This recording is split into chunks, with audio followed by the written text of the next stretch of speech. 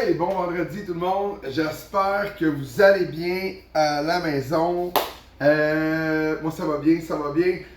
Petite journée pluvieuse aujourd'hui, donc on est dans une espèce de mood un petit peu comfort food, là. On est vraiment dans quelque chose de doux, de tranquille.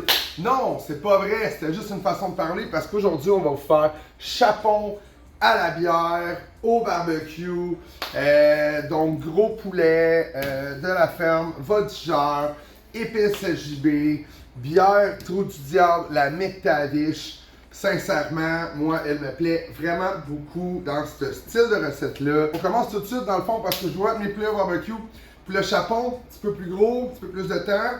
Puis ensuite de ça, on va venir les effilocher, on va se servir de notre sauce qui va avoir, de notre jus dans le fond, qui va avoir été dans notre panne pour monter une sauce à poutine.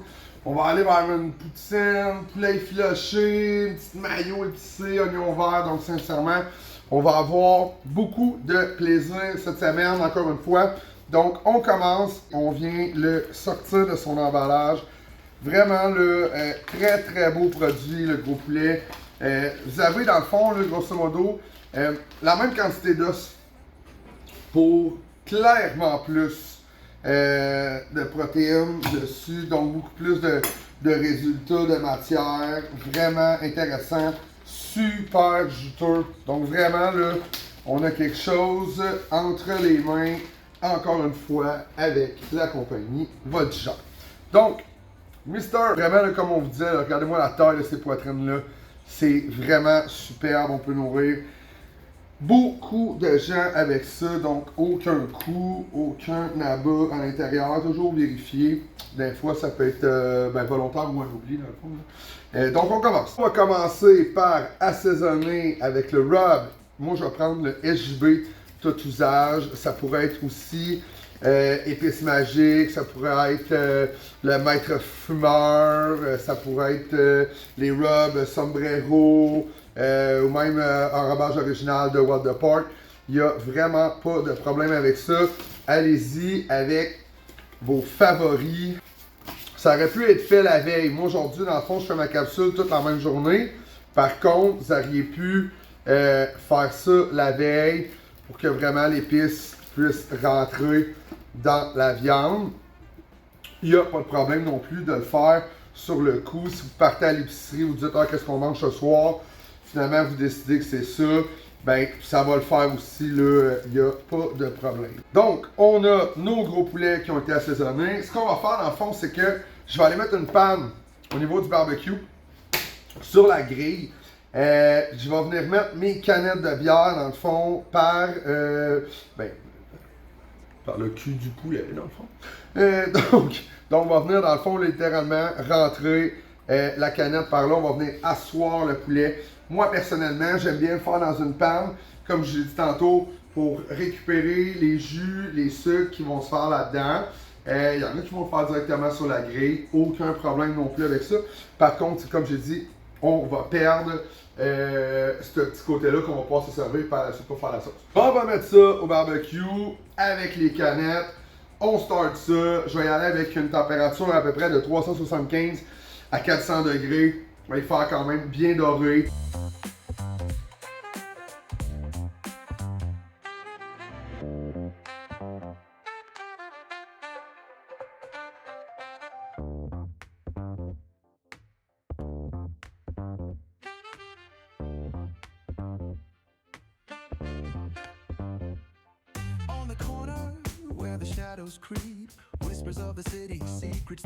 Donc, on est de retour.